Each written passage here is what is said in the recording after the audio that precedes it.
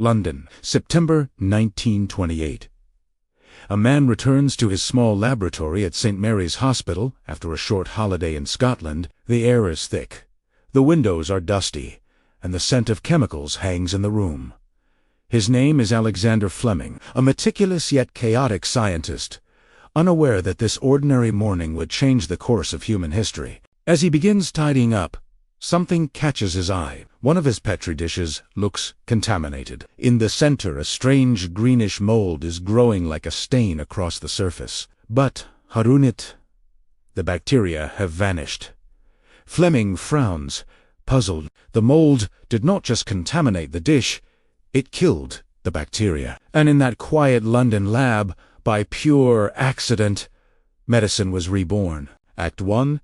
The accident in the mind-prepared Alexander Fleming had a reputation for being curious and messy. His lab was cluttered with flasks, papers, and forgotten experiments. But sometimes, chaos hides discovery. While most scientists would have thrown the contaminated dish away, Fleming noticed something extraordinary. The mold, later named Penicillium nototum, was releasing a substance that stopped bacteria from growing. He isolated the extract, tested it on various microbes, and the result was always the same. The bacteria died. He called it penicillin. But there was a problem.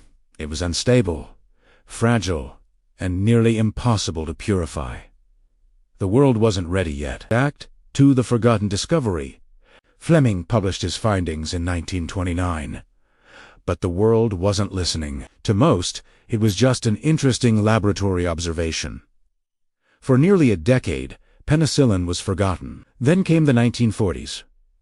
World War II tore Europe apart, and infections were killing more soldiers than bullets. That's when two scientists, Howard Florey and Ernest Chain, rediscovered Fleming's paper. In a small Oxford lab, they began experimenting again. With almost no money or equipment, they grew molds in trays, bottles, even kitchen pots. Every drop of penicillin they managed to extract could mean one life saved. Act 3.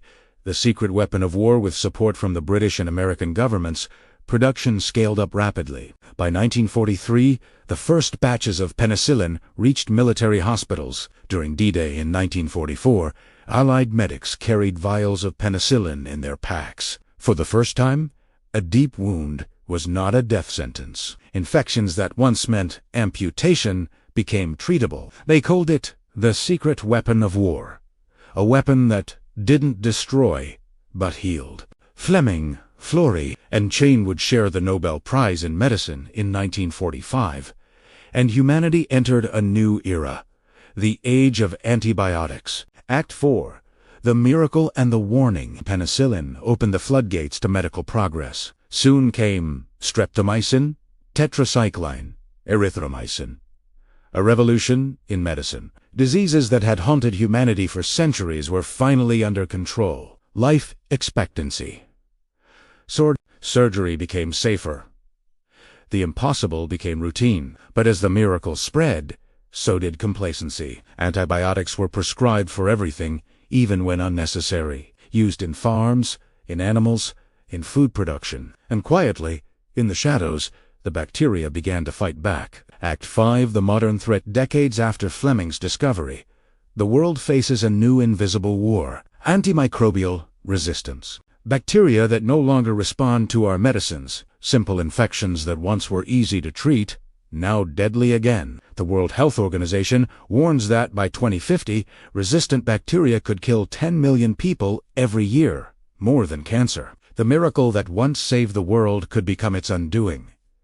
And yet, Fleming saw it coming. In his Nobel speech, he warned there is the danger that the ignorant man may easily underdose himself, and by exposing his microbes to non-lethal quantities of the drug, make them resistant. He knew. He saw the future we now face. Conclusion. But the story of penicillin is not just about science. It's about curiosity, coincidence, and responsibility. It's about one man who looked at a moldy dish and saw possibility. Almost a century later, his discovery still saves lives every single day. And it reminds us that sometimes the smallest accidents can lead to the greatest miracles. The story of penicillin is the story of us.